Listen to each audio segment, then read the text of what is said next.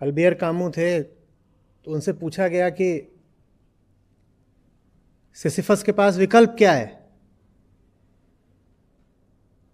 बोले और कुछ विकल्प हो ना हो, आत्महत्या का विकल्प तो है ही।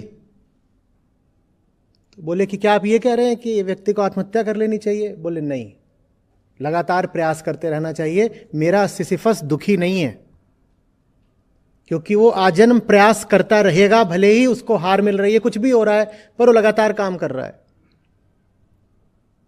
उससे ज्यादा तो आपकी शोचनीय स्थिति नहीं है ना। सिसिफस याद है ना, कौन है वो जो रोज एक भारी पत्थर चढ़ाता है पहाड़ के ऊपर, और रात में वो पत्थर लुढ़क के फिर नीचे आ जाता है, और फिर वो रोज अगले दिन फिर प्रयास करता है, फिर ऊपर लेके जाता है पत्थर, फिर नीचे आ जाता है। उसकी कोई आखिरी जीत होती ही नहीं है। तो कामू ने कहा था ये इंसान की हालत होती है। तो उनसे पूछा तो क्या आत्महत्या कर लें, क्योंकि वो इसकी भी बात करते थे कि आत्महत्या का जो प्रश्न है बहुत महत्वपूर्ण प्रश्न है। बोले आत्महत्या की कोई बात ही नहीं है। आपको क्या लगता है कि ये जो मेरा सिसिफस है दुखी है? बिल्कुल दुखी नहीं है, क्योंकि ये जी जान से कोशिश कर रहा है, इसकी कोशिश में ईमानदारी है। बाकी क्या होगा ये तो संयोगों की बात है, इसका क्या कर सकता है बेचारा। पर जान तो इसने पूरी लगा दी है। आपने जान पूरी लगाई है क्या? ऐसे थोड़ी है। साहब बोलते हैं कि ऐसों को सत्य का सेवक नहीं बोलते, राम का सेवक नहीं बोलते। बोलते ये तो चाहे चौगुना दाम, ये काम निष्काम नहीं कर रहे हैं, ये चौगुना दाम मांग रहे हैं। चौगुना दाम मांगते हैं, जब मिलता नहीं तो कहते हैं माल खराब है। विकल्प कैसे नहीं है भाई? विकल्प तो बिल्कुल है, पर विकल्प आपकी शर्तों पर आपको नहीं मिलेगा। विकल्प के लिए आपको अपनी शर्तें त्यागनी होंगी।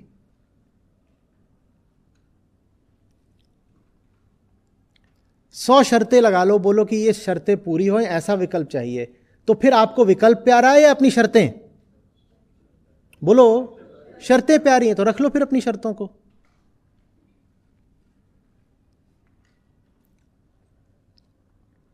ये भी चाहिए, वो भी चाहिए, स्वर्ग भी मिल जाए, संसार भी न छिने।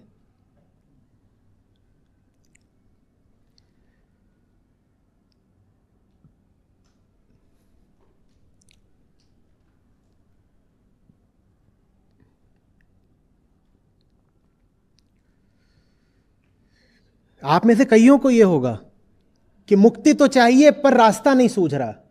किस किस वेदांत बार बार बोलता है ना, बेबसी की बात नहीं है, चुनाव की बात है। रास्ता है, आप उस रास्ते को अभी चुन नहीं रहे। आपको रास्ता अपनी सुविधा अनुसार चाहिए।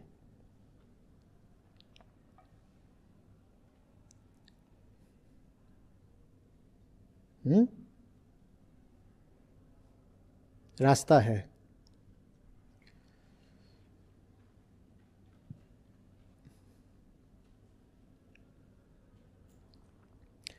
और रास्ता कभी भी शुरू में ही पूरा पूरा नहीं दिखाई देता। मैं आप पूछे रास्ता है, मैं कहूं रास्ता है, आप कहिए अच्छा रास्ता दिखाओ फिर। अग्रिम में ही, बिल्कुल एडवांस में पूरा मैप दिखा दो, ऐसे रास्ता शुरू होता है, वहां जाता है, रास्ते में बढ़िया वाला ढाबा मिलता है कि नहीं खाने वाने के लिए, और फ्यूल कहाँ भराएंगे, और बताओ सब रास्ते में, होटल मोटल सब बताओ। तो ये नहीं होता। रास्ता चलते चलते बनता है। Truth is a pathless land. वो पाथ अगर बनता भी है तो स्वयं आपके चलने से बनेगा,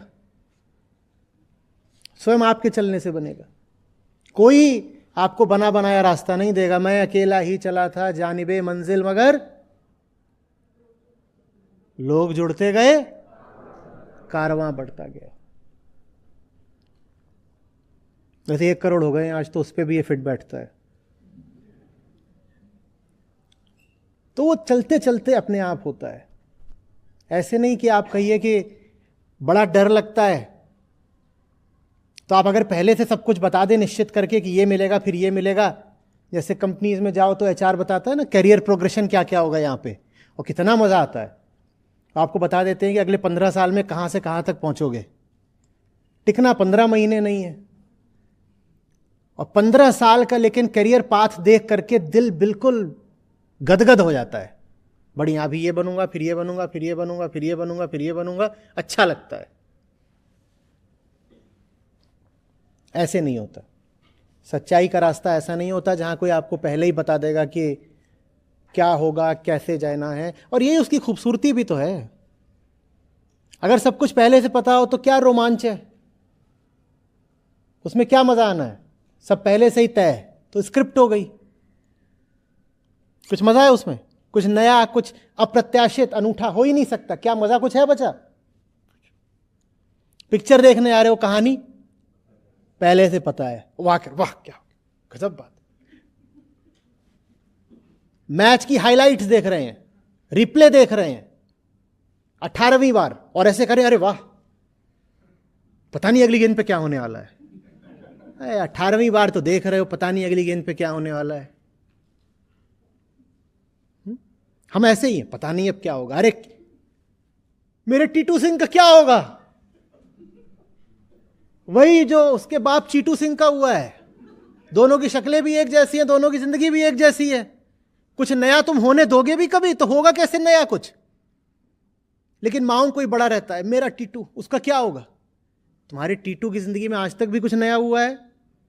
जब आज तक नहीं हुआ तो आगे कैसे होगा? पूरी उसकी पटकथा उसके जन्म से पहले लिखी जा चुकी थी। कुछ नया कहां होने वाला है बताओ ना मुझे तुम।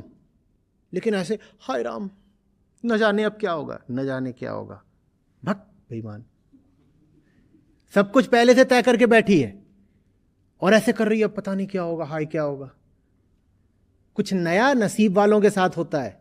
सबसे अभागे वो होते हैं जिनके साथ सब कुछ तयशुदा होता है। हम अभागे लोग हैं, हमारे साथ कुछ नया नहीं होता। बताइए ना, आपकी जिंदगी में ऐसा क्या हो रहा है जो आपके पुरखों के साथ नहीं हुआ था? बताइए, एक भी चीज बताइए, बताइए। कुछ भी है? थोड़े तौर तरीके बदल गए होंगे, और क्या बदला है? सब कुछ वही तो कर रहे हो जो होता आया है आदिकाल से। हाँ या ना? और उसकी आदत लग जाती है कि सब तयशुदा ही पता हो। तो फिर मुक्ति का भी हम तयशुदा रास्ता मांगते हैं। मुक्ति का राजपथ बताइए आचार्य जी, कहां से बताएं? खुला आकाश है, राजपथ है तो ही नहीं हुआ। होता तो हम ही ना चल लेते, हमें पता था कुछ।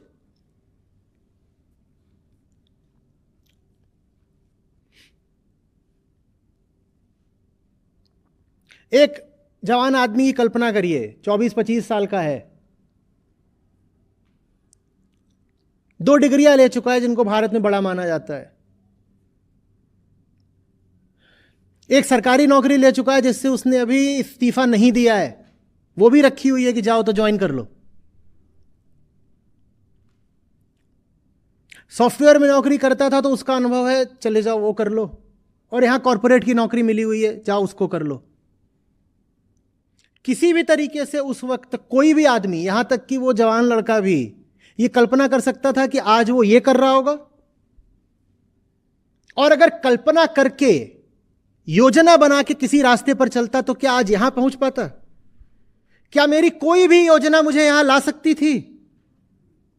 हाँ, मेरी योजना मुझे शिकागो ले जाती, कैलिफोर्निया ले जाती, लंदन ले जाती, लेकिन उन जगहों पर तो इतने लोग पहले ही भरे हुए हैं। लंदन की भीड़ का क्या कहना, खचाखच।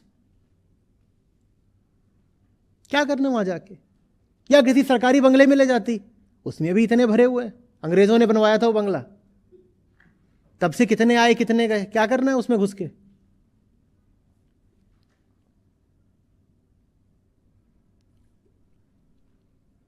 कुछ भी अच्छा तभी होता है जब वो पहले से तय ना हो, योजित ना हो, संकल्पित ना हो।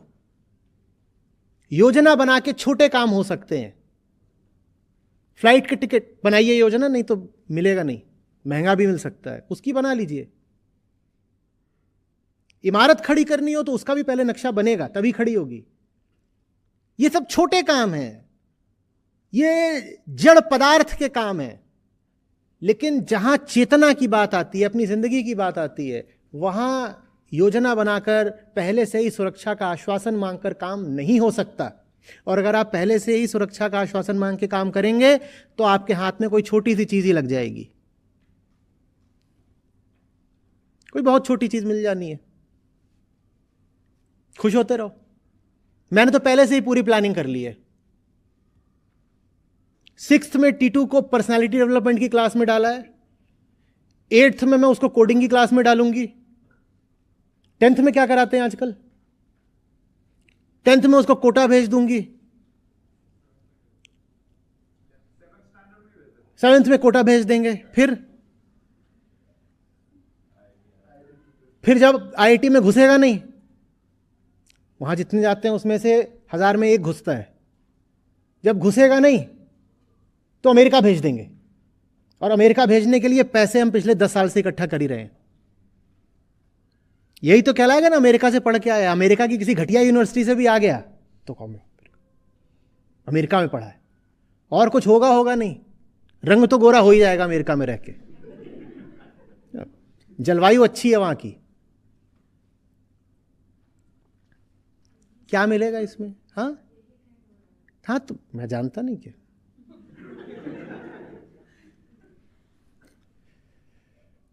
मेरा पूरा बैच या तो खुद अमेरिका में बैठा है, और कुछ बेचारे जो यहाँ भारत में है, उन्होंने सबने अपनी औलादों को वहां भेज दिया है। एक की भी औलाद यहां नहीं पढ़ रही।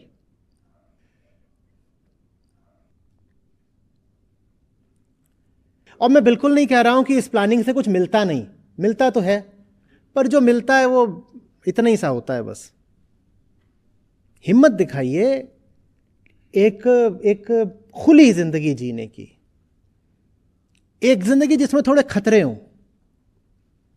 हाँ, चेतना के खतरों का जोखम उठाना चाहिए ना। जड़ पदार्थ में वो नहीं उठाना चाहिए। किसी ऐसे मकान में मत घुसिएगा जो वेल प्लान्ड नहीं है। ये ना कह दीजिएगा कि अरे प्लानिंग में क्या रखा है। अगर वो अच्छी प्लानिंग से नहीं बना है मकान तो घुसिएगा मत, तो सर पे गिरेगा। तो जहां कहीं भी मटेरियल आता है वहां प्लानिंग जरूरी है, लेकिन जहां कॉन्शियसनेस आती है वहां प्लानिंग लिमिट करती है। प्लानिंग एक लिमिटिंग फोर्स बन जाती है।